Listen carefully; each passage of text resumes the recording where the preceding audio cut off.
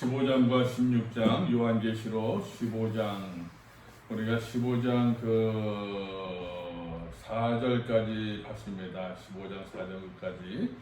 그래서 15장에서 이제 승리자들의 노래, 새 노래를 부르고 있는 그 모습을, 그 모세의 노래, 어린 양의 노래를 부르고 있는데, 여러분 기회가 되시면은 전에도 말씀을 드렸지만 이 박스에 쳐져 있지 않습니까? 박스에 쳐져 있는데 그러한 글귀만 쭉 한번 연속해서 읽어봐도 제가 볼 땐 그래요. 요한계시록에서 요한이 계시록을 통해서 무엇을 강조하고 무엇을 이야기하려는가가 이 박스만 봐도 이해될 것 같아요. 이 박스는 제가 이제 뭐 중요해서 박스를 친 것이 아니라, 여러분 그 성경 말씀 보게 되면 요한계시록에서 들여쓰기한 부분들이 있어요.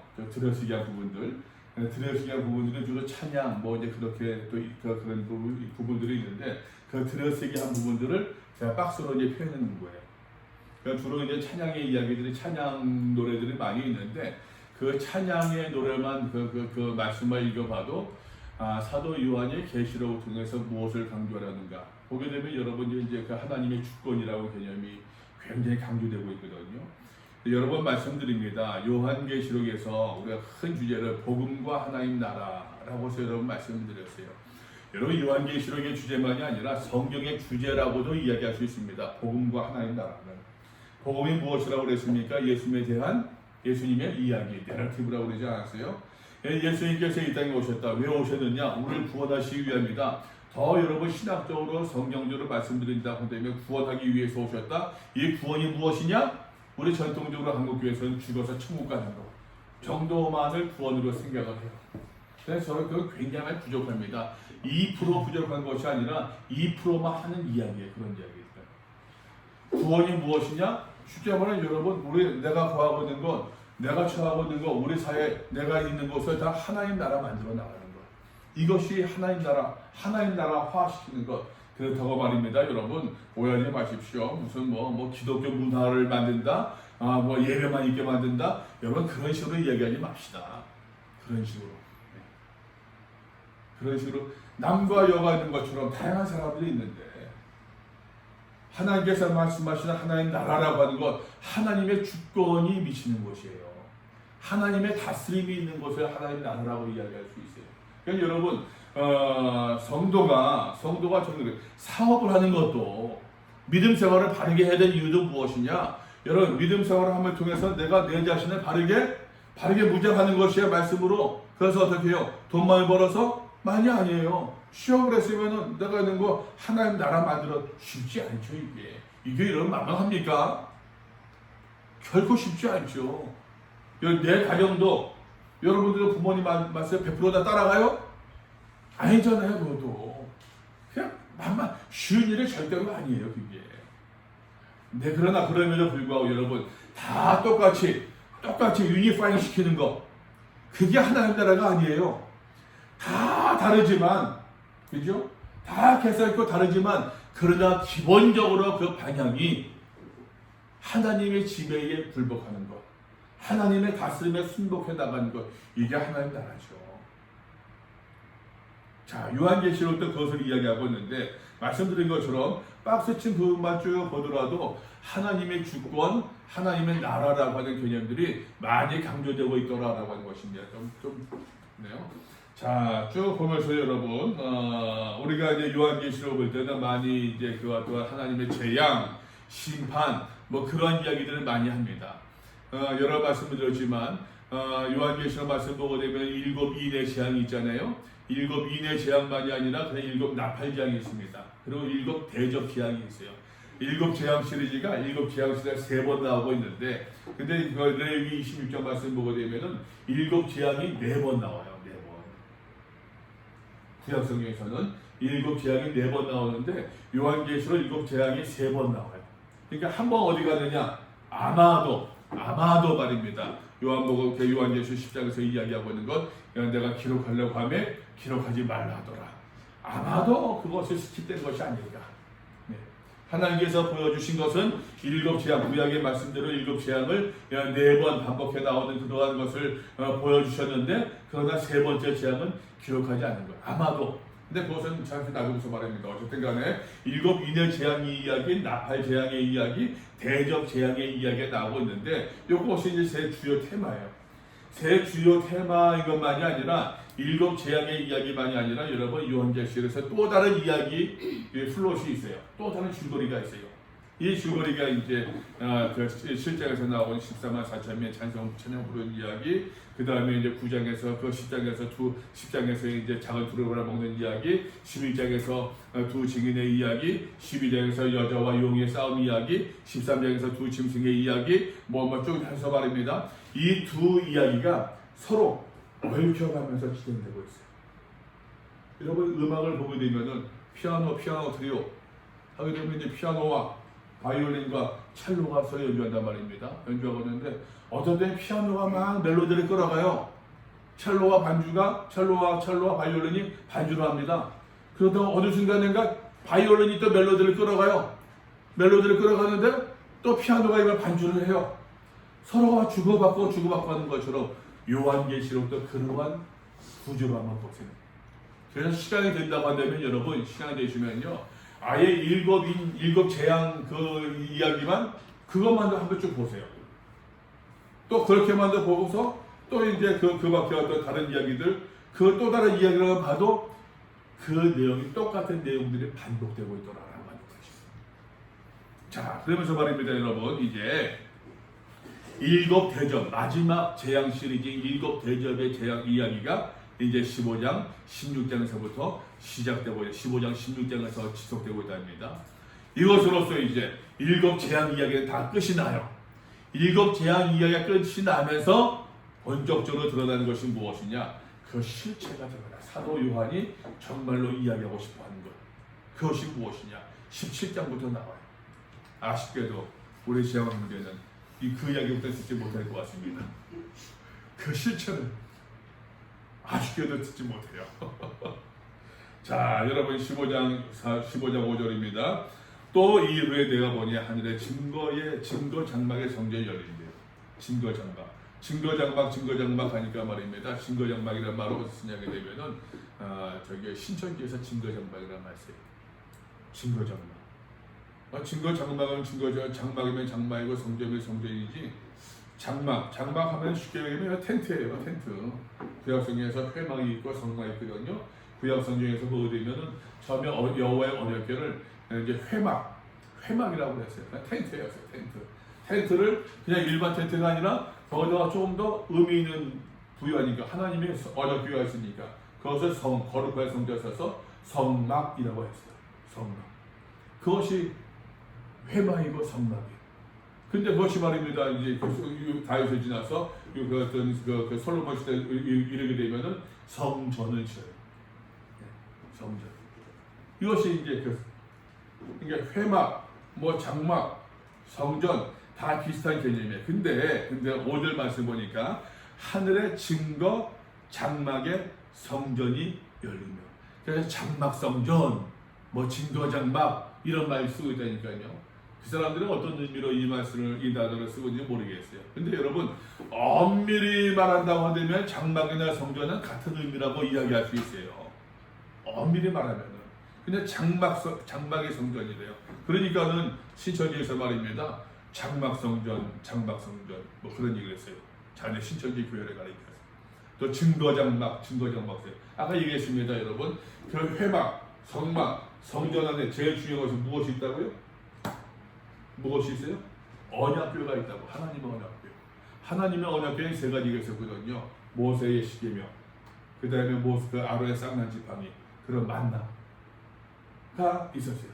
근데 말입니다, 여러분 이제 그 구약성경 보게 되면 엘리 시대에 이제 엘리의 두 아들 홈리와 비느하스라는 아들이 이제 블레셋이었었는데 싸움하다가 전쟁하다가 자꾸만 진단 말이에요. 자꾸만 지니까 이 사람들 어떤 거냐면은 언약궤를 메고 전쟁터로 나갔어요.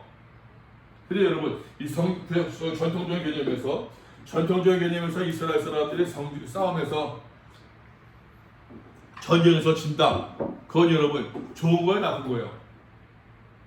전통적인 개념에서 일반적으로 말입니다. 하나님의 백성이 전쟁에서 이겨야 됩니까? 져야 됩니까? 이겨야 돼요, 져야 돼요? 아니 그냥 쉽게 아주 초등학교 같은 질문으로 하나님의 백성이 하나님의 군대가 이방 민족과 전쟁에서 이겨야 돼요, 져야 돼요? 이겨야 돼요. 그렇죠? 이겨야 돼요. 근데 전쟁에서 져요. 진 데는 이유가 있어요, 없어요? 이유가 있겠죠? 진 이유가 무엇일까? 하나님의 백성이 졌다? 이유가 초등학교적인 수준에서. 진 이유가 무엇일까? 뭐 때문에? 죄 때문에.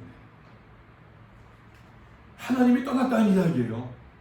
그러니까 이 사람들이 그 성전, 그 전쟁에서 진다는 이야기는 이미 이스라엘 백성들이 하나님의 말씀대로 준행하고 있다, 준행하지 못한다? 하지 못한다는 이야기예요, 지금. 근데 그럼에도 불구하고 그러면 자기들을 회개하고 바르게 세우고 하나님의 말씀에 따라가는 모습을 가져야겠는데 그렇게 하지 아니하고 이 엘리의 두 아들 홈리와 비니아스는 어떤 짓거리를 벌이는가 하게 되면 언약궤를 메고 나온 거예요. 언약궤는 뭡니까? 하나님의 임재의 상징이거든요. 언약궤가 있는 곳에는 하나님이 존재한단 말이에요. 근데 여러분, 이스라엘 백성들이 전쟁에서 지고 있어요. 하나님이 계셨다는 얘기, 안 계신다는 얘기예요. 안 계신다는 이야기예요.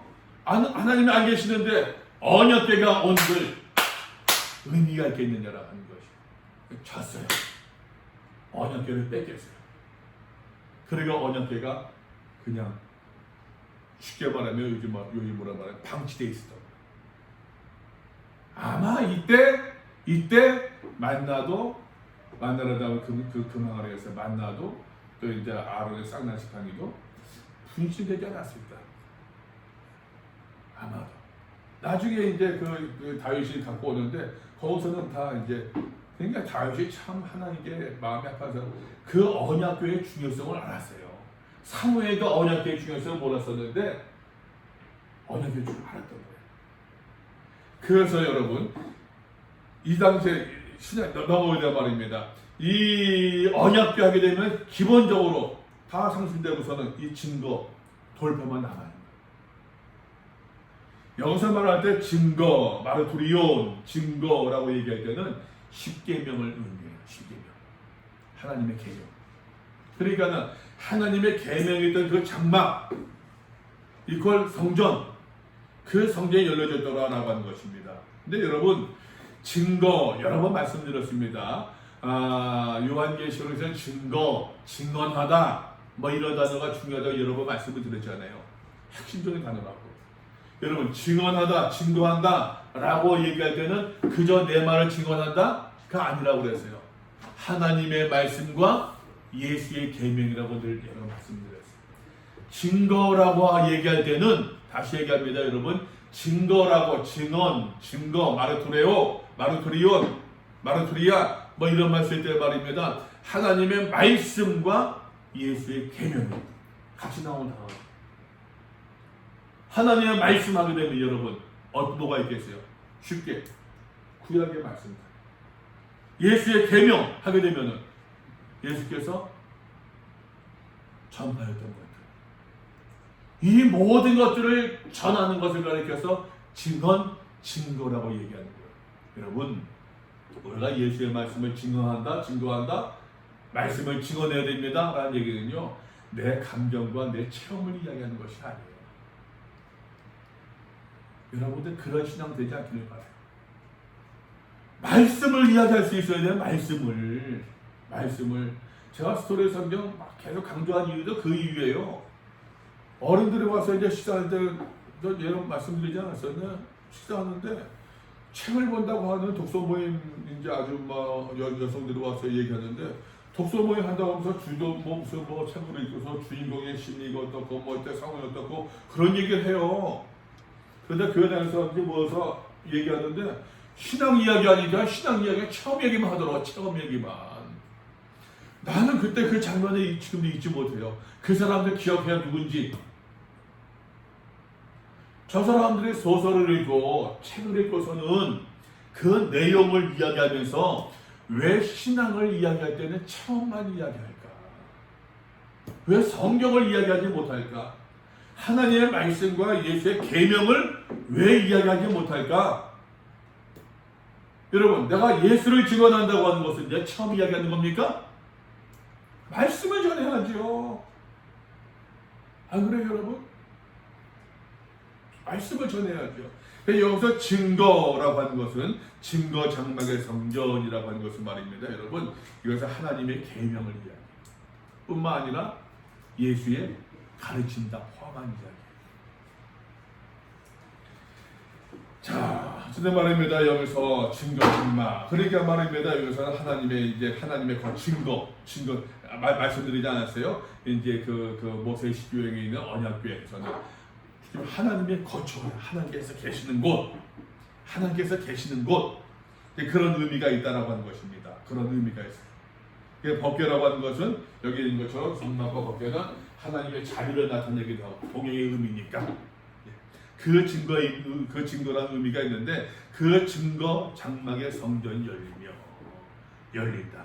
여러분 얘기했죠? 여러분 하늘이 열린다. 열린 하늘을 바라보며 하나님과의 릴레이션십을 관계를 이야기한다. 하나님과 올바른 관계를 맺게 하는 사람이 누구예요? 제사장이에요. 그래서 내가 하나님께서 나라와 제사장을 삼으셨다고 하는 이야기가 하나님과 올바른 관계를 맺음으로 말미암아 내가 제사장 되어지고 제사장이 된 나라로 말미암아 하나님의 나라, 하나님의 주권이 임하게 되어진다고 하는 것이죠. 여러분 이것은 요한계시록의 강조만이 아니라 성경의 가르침이에요. 성경의 가르침. 자, 근데 일곱 재앙을 가진 일곱 천사가 성전으로부터 나와 맑고 빛난 세마포 옷을 입는데 19장 8절 말씀 보게 되면은 여러분 여기서 이제 19장 넘어봅시다. 19장 8절. 19장 8절입니다. 그에게 빛나고 깨끗한 세마포 옷을 입도록 허락하셨으니 이 세마포 옷은 뭐라고요? 성도들의 옳은 행실이래요. 여러분 다시 옳은 믿음이라고 표현하고 있지 않아요? 옳은 뭐라고요? 우리가 2장 3장에서 여러 번 강조했습니다. 여러분 내 행위를 아노니 행위란 말이 계속 반복되고 있어요. 이런 믿음을 말입니다. 여러분 믿음이라고 하는 것은 피스티스 믿음 해가지고서 추상적인 개념으로 생각하지 마세요. 믿음은 행실입니다. 믿음은 행실이에요. 행실을 떠난 믿음은 존재하지 않아요. 믿음은 행실이에요. 그러니까 야고보 사도는 행함이 없는 믿음은 죽은 믿음이다 라고 얘기합니다. 믿음은 행실이에요. 그 예수를 신뢰하고 하나님의 말씀을 순종하는 가운데서 오는 행실이에요. 이 세마포 옷이 옳은 행실이래요. 이 천사들이 말입니다. 여러분 천사들이 15장에서 보니까는 천사들이 맑고 빛나는 세마포 옷을 입고 있다는 얘기예요. 곧 우리가 입을 옷들이에요. 뿐만 아니라 가슴에 금들을 띄웠다. 그것은 예수님께서 1장에서 말씀하셨던 모습이거든요. 1장 13절에서 예수의 모습을 이야기합니다. 이거는 이거 봤을 때는 아마도 이제 이 천사들이 예수 그리스도의 어떤 계명 말씀을 지금 대원하고 집행하고 있는 것이다 볼 수 있어요. 내 생물 중에 하나가 영원토록 살아계신 하나님, 성부 하나님을 이야기합니다. 하나님의 진노를 가득히 담은 금대접 하나, 하나님의 진노를 가득히 금대접 하나를 얘기하고 있는데 여기서 이제 금대접, 대접이라는 말은 그 5장 8절에서 대접, 8장 4절에서 향로라는 말이 나오고 있거든요. 향로가 대접이나 마찬가지예요. 같은 이제 그걸 수요해주고 있더라고요. 근데 여러분 6장 10절 말씀 보게 되면은 6장 10절을 보게 되면 말입니다. 이제 그때 그 성도들이 말입니다. 하나님 앞에서 호소하잖아요. 우리의 이 억울함을 우리의 피를 언제 갚아주시겠습니까? 호소한 장면이 나와요. 그 장면을 한번 봅시다, 여러분. 6장으로 넘어가 봅시다. 6장 10절. 큰 소리로 불러 이르되 거룩하고 참되신 대주제여 땅에 거하는 자들을 심판하여 우리 피를 갚아주지 아니하시기를 어느 때까지 하시려 하나이까. 하나님께 호소하는 성도들의 호소 기도가 나오고 있거든요. 이 호소기도가 말입니다. 이 호소기도가 여러분 5장 8절 보니까 그 두루마리 취하심에 내 생명과 24장로들 그 어린 양 앞에 엎드려 각각 검은 고와 향이 가득한 금대접을 드렸으니 이 향은 무엇이라? 성도들의 기도예요. 향이 성도의 기도. 대접 안에 향로 안에 향이 있는데 향은 여러분 쉽게 말하면 향은 올라가는 것 연기만 향이 아닙니다. 우리 그렇게 생각하잖아요. 우리는 그런 거 안 쓰니까는 우리 그런 거 안 쓰니까 모르는데 향 보면 이제 그 향 제가 있잖아요. 그때 뭐 돌아가신 분 앞에서 이제 뭐 뭐라고 하지 이걸 갖다가 향을 딱 꽂기도 하고 그 향이요. 그 꽂는 거 향. 이 향을 성도들이 기도해요. 이 성도들의 기도가 뭐냐? 어떤 기도 내용이냐?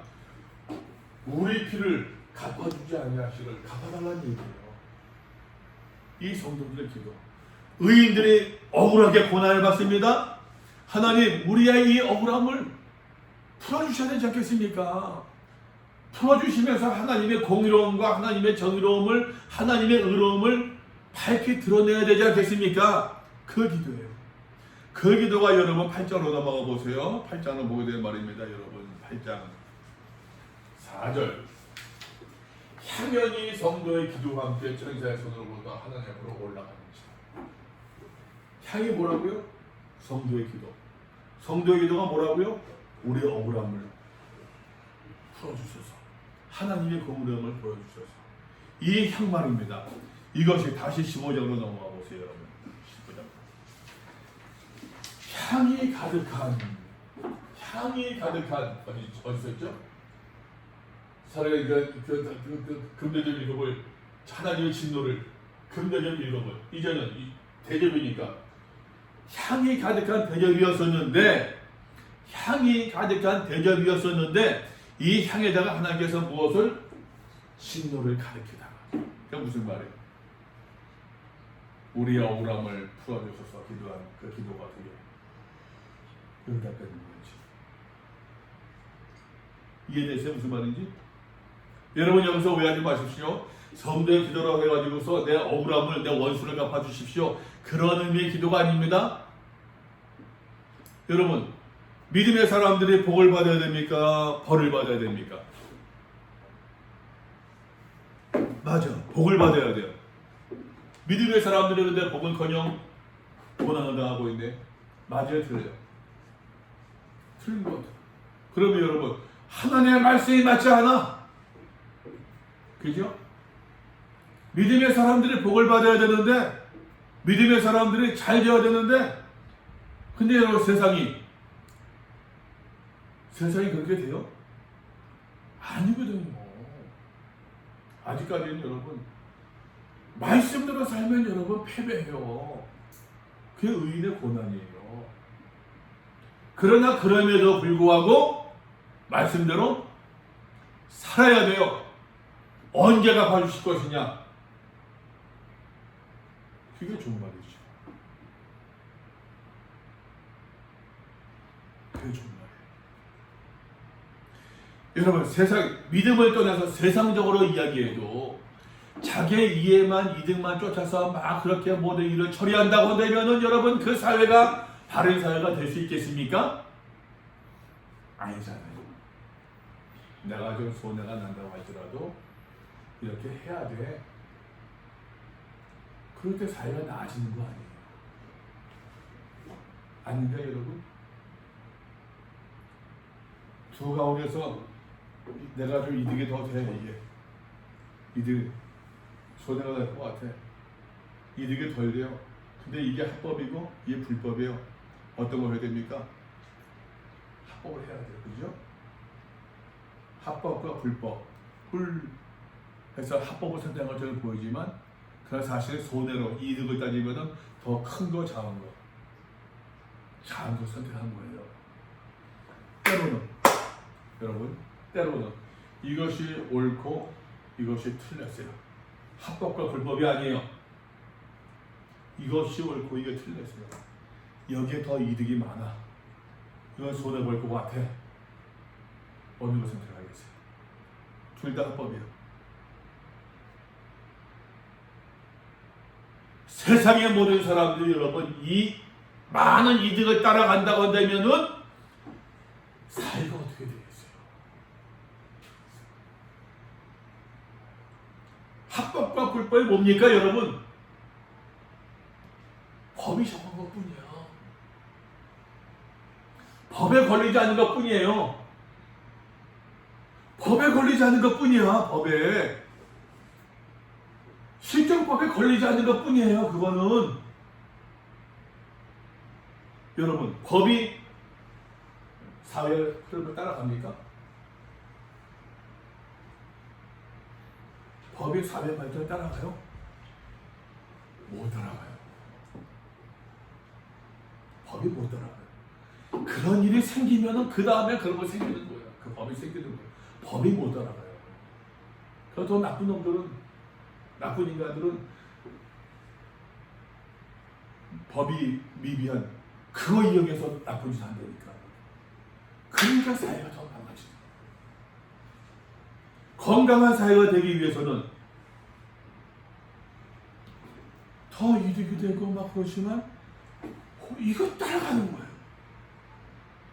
당장은 내가 손해보는 것처럼 보이지만 그것이 여러분 건강한 사회, 이게 여러분 하나의 나라 아니겠어요? 뭐 크게 생각할 거 없어요. 이게 하나의 나라이지 않겠느냐라고 하는 것이에요. 이게 믿음의 사람들이 여러분 큰 것이 아니라 작은 것을 선택합니다. 때로는 손해 볼 수밖에 없어요. 왜? 작은 것을 선택하니까 손해 보지요. 작은 것을 선택하니까는 손해 보지요, 여러분. 작은 것을 선택하니까 언제 이것이 내 생애에서 여러분 한꺼번에 다 보상받으면 좋겠지만 객관적으로 여러분 사회가 그렇게 되냐는 얘기예요. 아니거든요.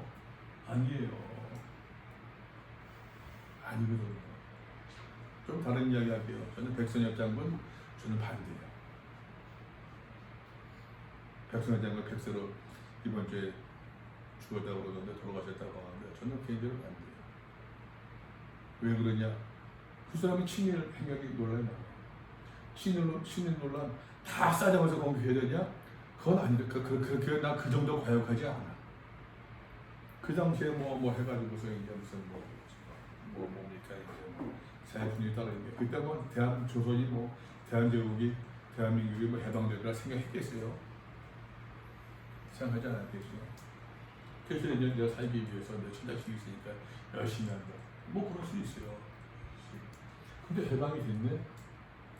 사회가 달라졌네? 어떻게? 과거 행적의 행실에 대한 사고가 진솔한 사과가 있어야지. 그러지 않나요? 진솔한 사과가 있어야지. 모든 면에서 독립군만 뭐랄까 그런 얘기 아니에요. 진솔한 사과가 있어야지. 근데 이분은 그 진솔한 사과가 없고 6.25 이제 전쟁에 대해서 본인 중심으로 미화를 많이 했어요. 역사 전쟁사 공부한 사람들은 그러거든요. 백성철은 혼자서만 낙동강 전투를 지킨 것처럼 아니란 얘기예요. 아니에요.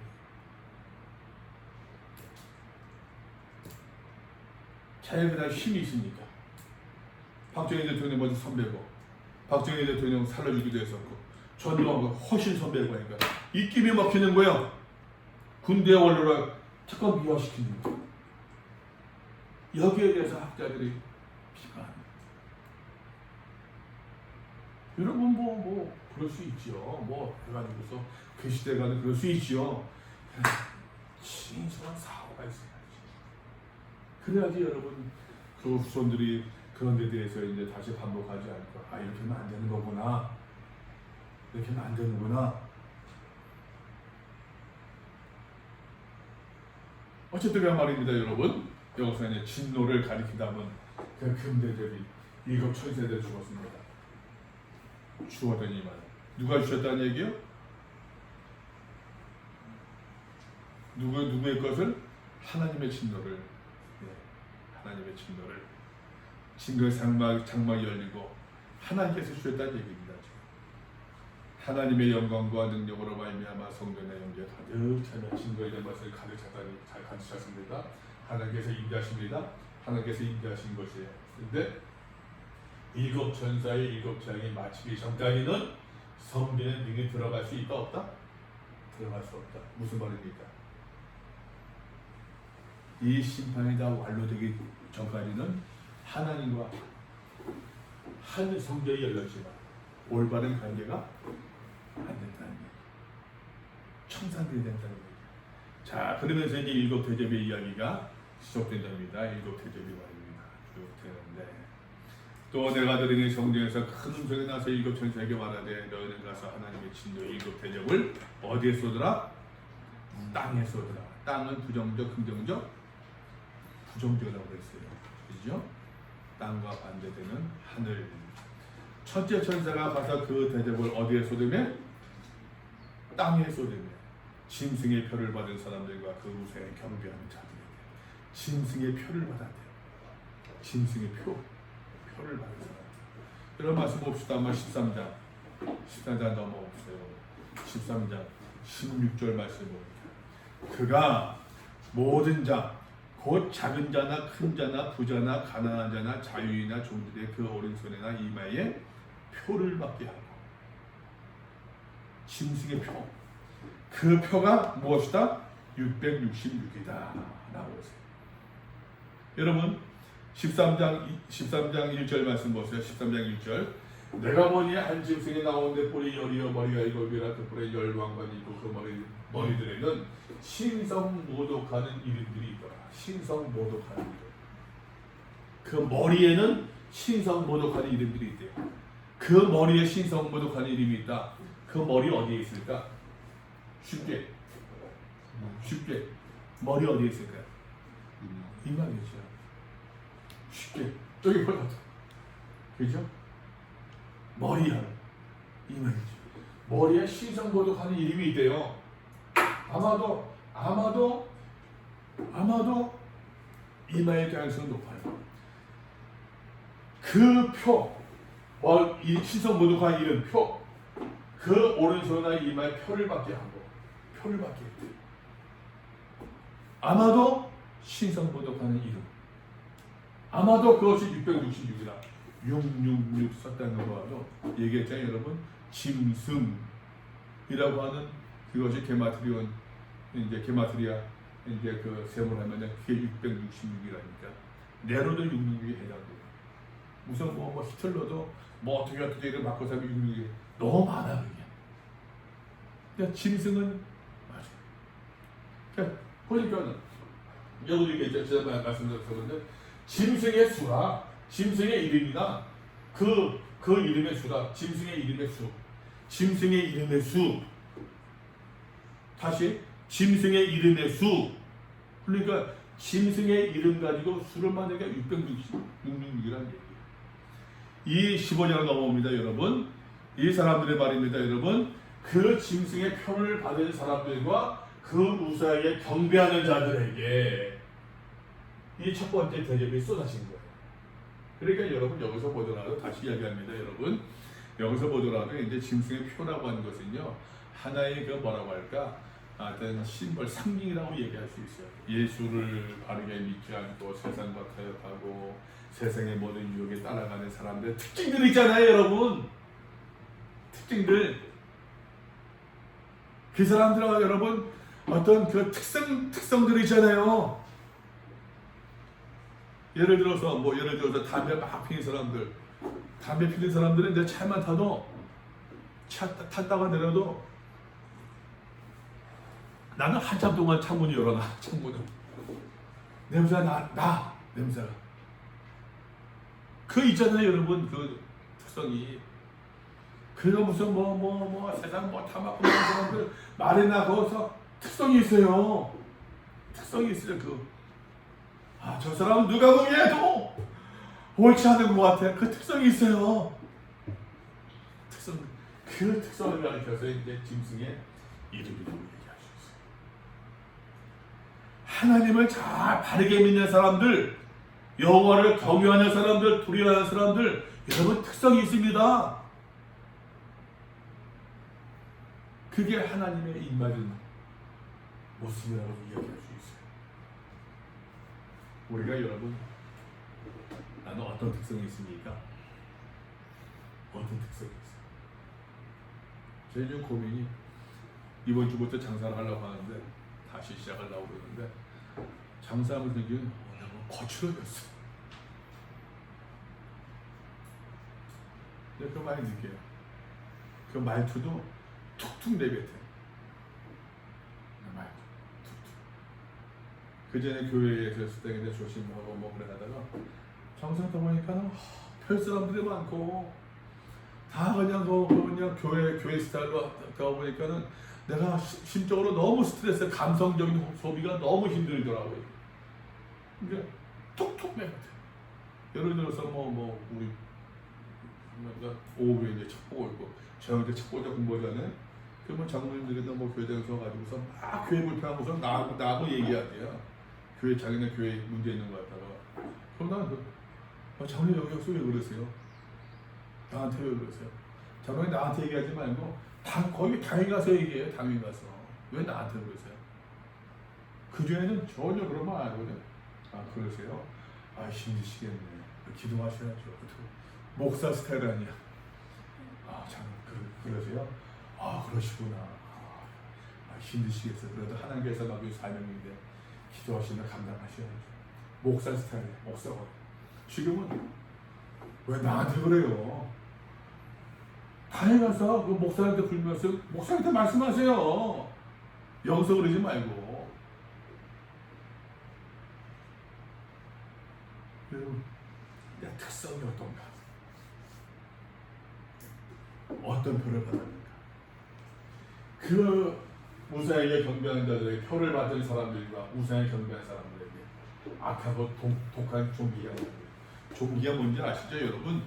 피부병 걸리면 여러분 얼마나 아픕니까? 얼마나 고통스러워요. 뭐 뼈록자 나도 얼마나 아파요, 이게. 이어서 말하는 저 종기가 주는 어떤 고통이 있거든요. 그때 여러분 얘기했었어요. 그때 이제 그 말씀드릴 때는 이 독한 종기가 이제 그 뭡니까 이제 어떤 신적, 영적 고통이라고 말씀드렸었어요. 어디서 말씀드렸었냐면은 여러분 이제 그 다섯째 전사 19장에서 보게 되면은 다섯째 9장 5절에서 보게 되면은 이제 그 황충들이 와서 말입니다. 맷돌이 나와가지고서는 전갈의 권세와 같은 권세를 주었다. 오직 이마에 하나님의 인칭을 받지 아니할 사람들만 해오겠습니다.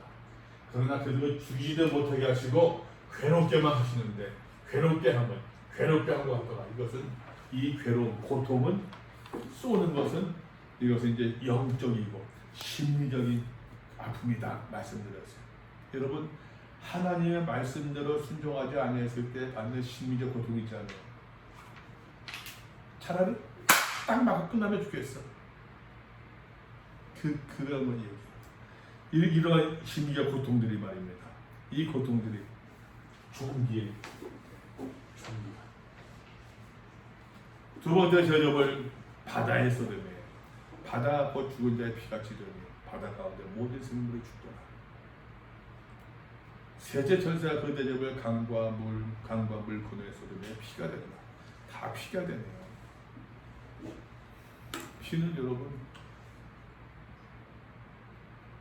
쉽게 생각해도 그 피를 많이 흘렸다 하면은 이제 그 죽었겠어요? 살았겠어요? 죽었겠죠? 죽음. 바다 가운데 모든 생물이 죽더라. 모든 생물이 죽더라. 셋째 천사 그 대접을 강과 그 물건에 쏟으니 피가 되더라. 내가 들으니 물을 차지한 천사가 되되 전에도 계셨고 지금도 계시고. 보세요. 땅, 첫 번째 땅이죠. 두 번째 바다, 세 번째 물 근원, 강과 물 근원, 네 번째 해에 쏟으며. 그죠? 나팔장을 보세요. 나팔장 8장 보니까 첫 번째 나팔. 어디서 쏟는다고요? 땅. 그죠? 두 번째, 바다. 세 번째, 강과 물샘. 네 번째, 해. 강, 바다, 물, 해. 하늘. 강, 바다, 아니, 땅, 바다, 물, 하늘. 나팔기향이, 그죠? 다시 여러분 대접기하고 보니까는 땅, 바다, 물, 하늘 순서가 달라요. 이게 상징적인 의미가 있어요. 근데 차이가 있어요. 차이가 어떤 차이냐? 어떤 차이냐면은 여러분 땅과 쏟아지니까 3분의 1이 3분의 1, 그죠? 3분의 1이 죽고 3분의 1이 죽고 3분의 1이 죽고 3분의 1이요. 근데 대접기향에서는 모두 죽었대요. 대접기향에서는 아까 어딨습니까? 모든 생물이 죽어라. 인재향에서는 4분의 1이에요. 4분의 1. 저는 여러 번 얘기했습니다. 4분의 1, 3분의 1, 인재향은 4분의 1, 나팔기향은 3분의 1, 대접기향은 5래요. 모든. 중간에 빠진 게 하나 있어요. 2분의 1. 그것이 아마도 십장에서 보았던 기록하지 않은 그 재앙이지 않을까. 이게 무슨 말이냐면은 여러분 또 중요한 것은 또 특징들이 있는데 중요한 특징들이 있는데 한번 봅시다 여러분. 인재향도 봅시다. 인재향부터 여섯 번째 재앙을 보세요. 여섯 번째 보니까는 이 사람들이 하나님께서 심판을 본격적으로 심판을 하시는데 이 인간들이 회개를 안 해요. 여섯 번째 나팔을 보세요 여러분. 여섯 번째 나팔에서도 회개하지 아니하고 여섯 번째 나팔 회개하지 않아요. 회개하지 않아요. 회개하지 않고 그러고서 10장에서 이제 뭔가 기록하려고 말한 것을 기록하려고 하는데 기록하지 말라 얘기하는 거예요.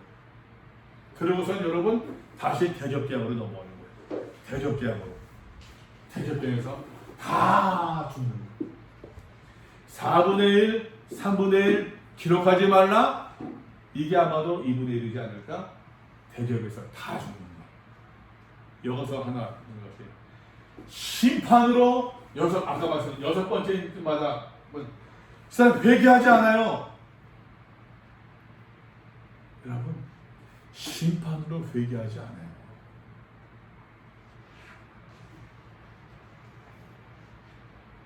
매를 맞으면 회개할 것 같죠? 그죠? 매를 맞고 회개한다? 착한 거예요. 착한 거예요. 매를 맞아도 회개하지 않는 사람들이 더 많아요. 하나님께서 저기 뭡니까 이제 그 하늘을 여셔서 6장에서 노아의 홍수로 인간을 심판하신 이유입니다. 깨달으면 되는데 그렇지 않아요.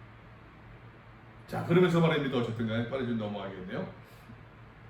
세 번째 재앙에서 이전에도 계셨고 지금도 이지도 계시니 거룩하신 이여 이렇게 심판하신 의로우시도다.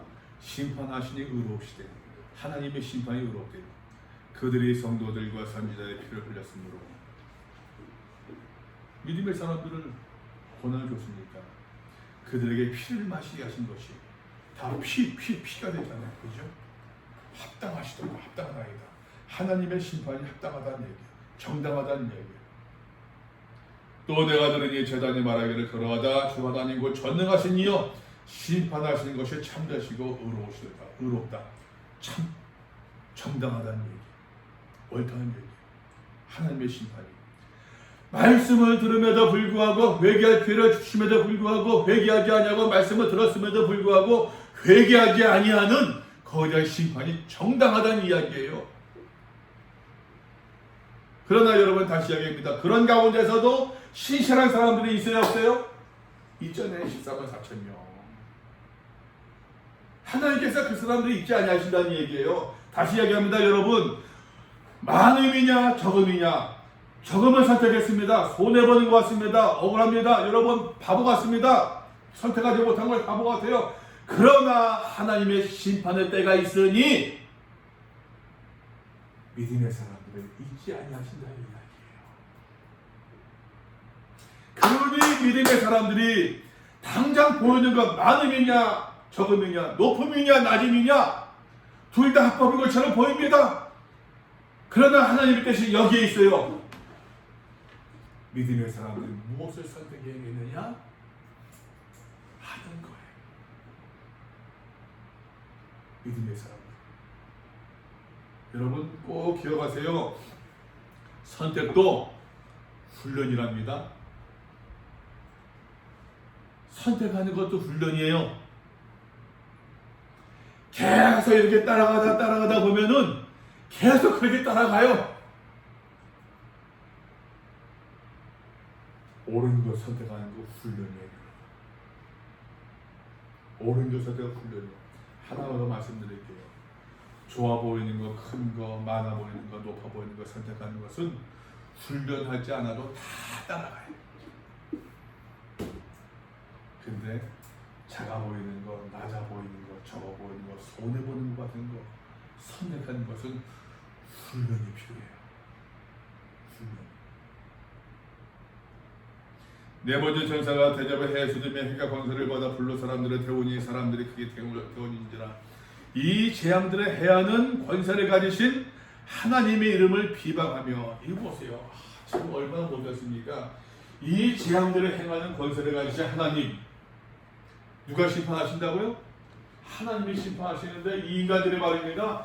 이 심판을 받으면서도 하나님의 이름은 어떻게 해요? 비방하고 있어요. 비방. 회개하지 않아요.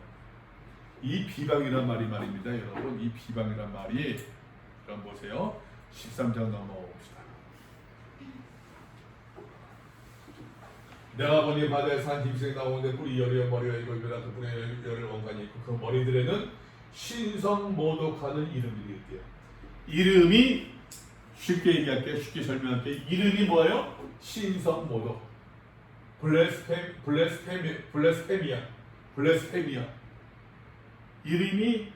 이름이 있는데 이름이 뭐라고요?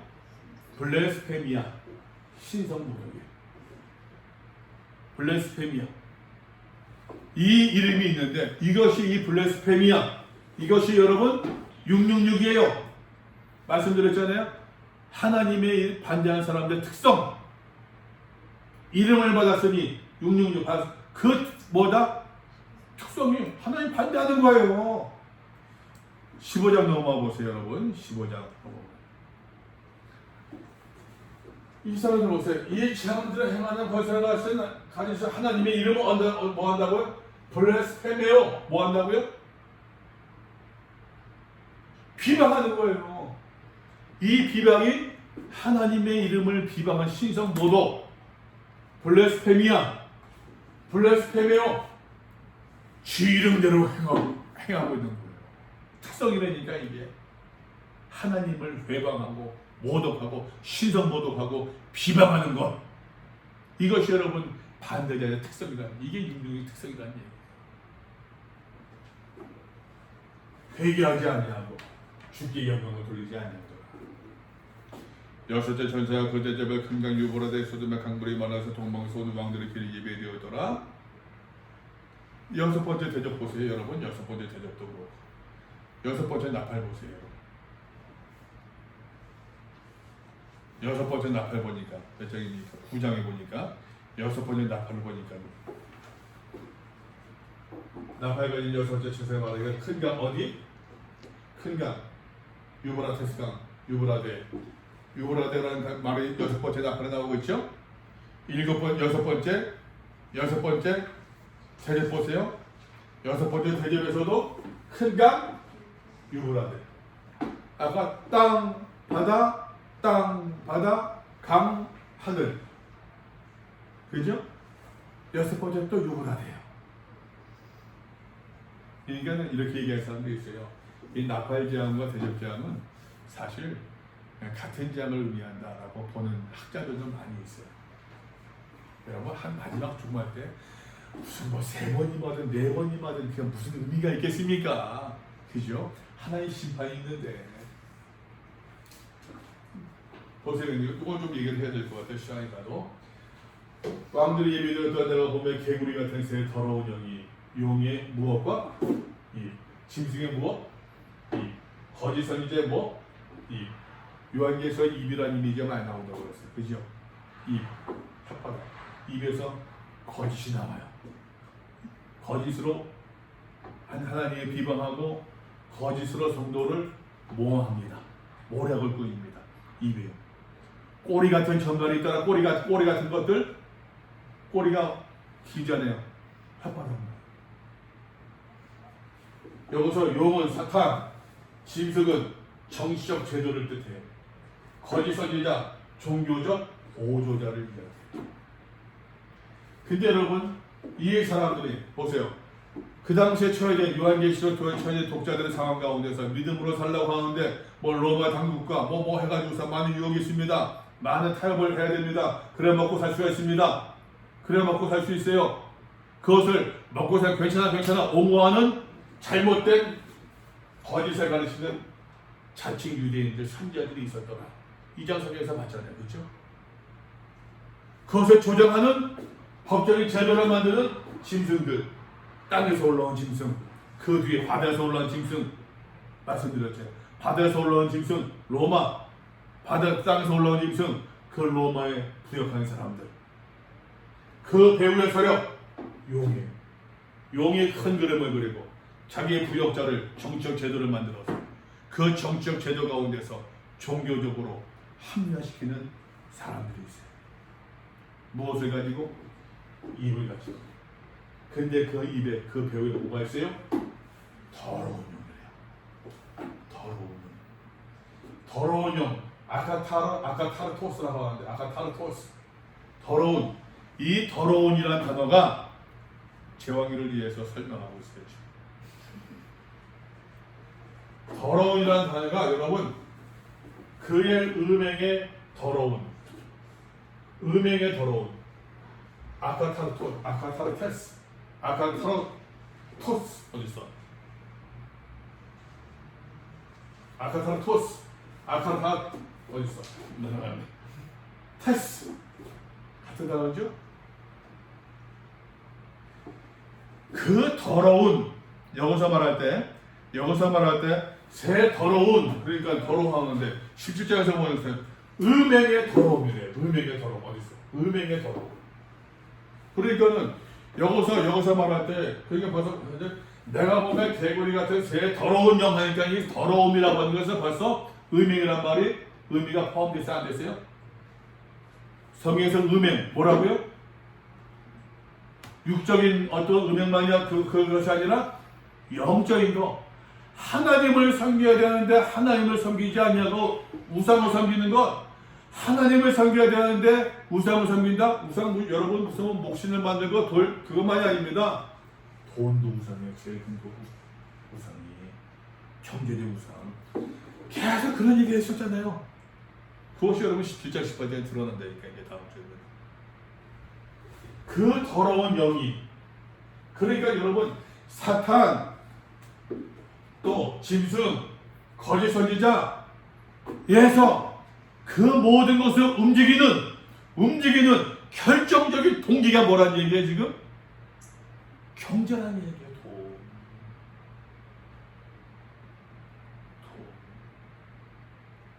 여러분 우리 시대를 보고 얘기합시다. 여러분 솔직히 내가 아무리 말입니다. 여러분 정치인들 뭐 하더라도 결정적으로 그들을 움직이는 건 뭐예요?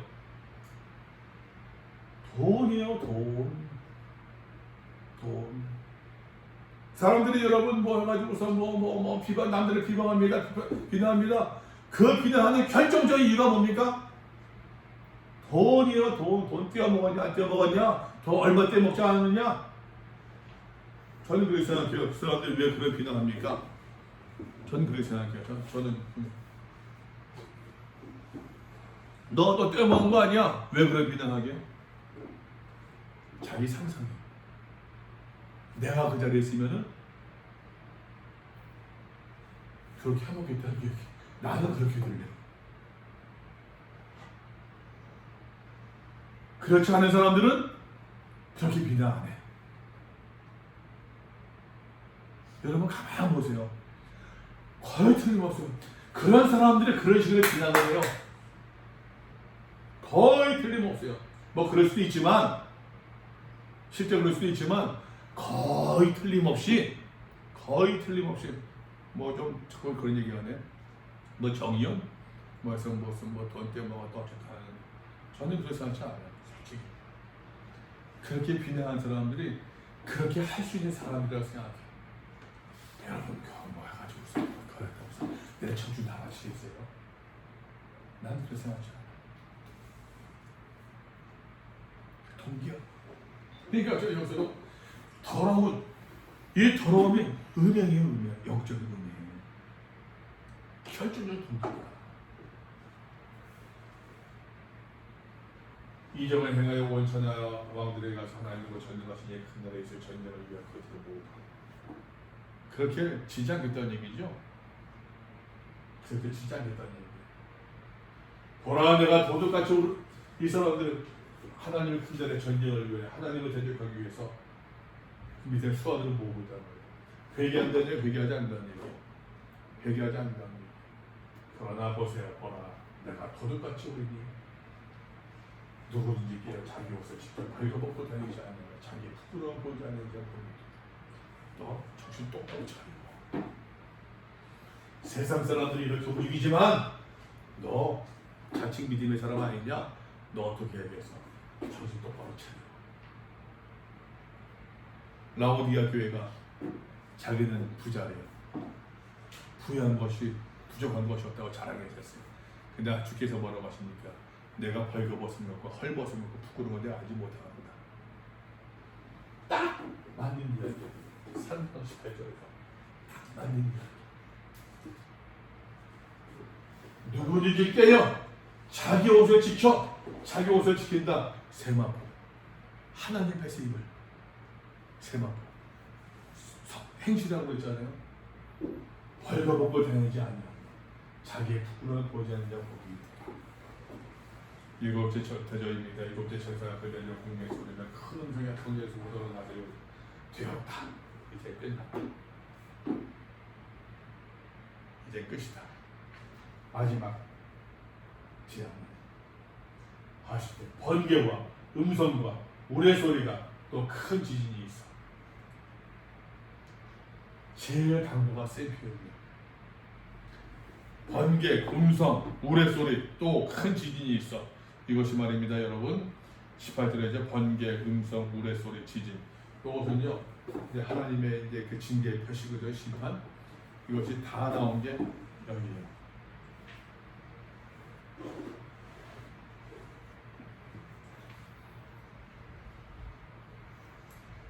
그 19절에서 뭐가 있죠?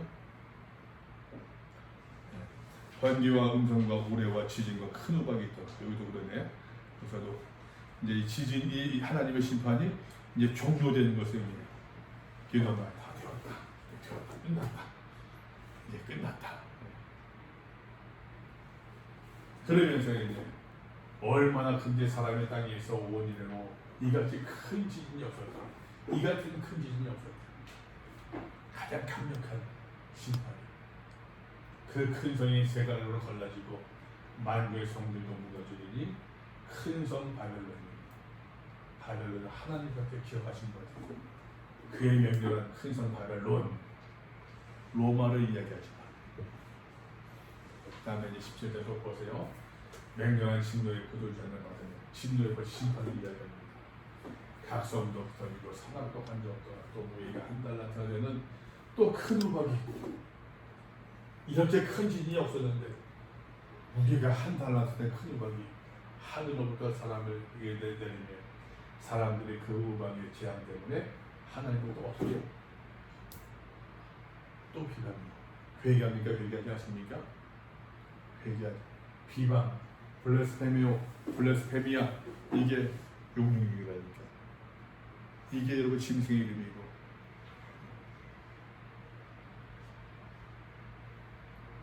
그러면서 여러분 그 시체가 드러나는데 이리로 오라 많은 물이 앉은 큰 음료가 마주식한 이가 보이리라 땅에 있는 것들 그의 심승에 하나님 모독하는 이름들 이게 이제 모독하는 이름이 있어요. 그 시체가 드러납니다. 5절에서 그의 이마에 이름이 기록되었으니 비밀인데 비밀이 밝혀졌습니다. 큰 바벨론이라. 바벨은 누구냐? 로마예요. 로마.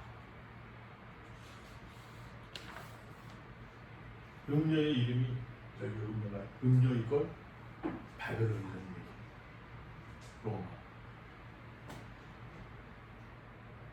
그러면서 이제 18장으로 넘어가게 되면은 이제 많은 그 상거래 이야기가 많이 나와요. 상거래 이야기. 로마 중심 가운데서 로마 체제 가운데서 거래되던 많은 이제 어떤 그 경제 체계의 악한 실상들이 다 나와요. 그들이 어떠한 것을 사고 팔았느냐? 그 상품은 금과 은과 보석, 진주, 세마포, 자주옥과 비단 쭉쭉쭉쭉 나오는데 이것이 몇 가지 나오냐? 사람들이 14년까지 몇 가지냐? 28개 나와요. 4, 7이 28. 맨 마지막에 나오는 것이 여러 가지 상거래를 하지만 결과적으로는 핵심은 뭐예요? 사람의 영혼. 종들도 팔아요. 노예 매매한단 말이에요. 그 가운데 핵심은 사람의 이러한 상거래를 하면서 내 영혼을 파는 거예요. 그 체제의 중심이 이 체제의 중심이 이제 이 체제의 중심이 어디 갔어? 바벨론이라는 얘기예요. 이 체제의 중심. 이런 체제 가운데서 성도들이 어떻게 믿음을 지켜야겠느냐를 쭉 이야기하고 있는 거죠. 어쨌든 오늘은 7 대접까지 보았습니다. 7 대접까지.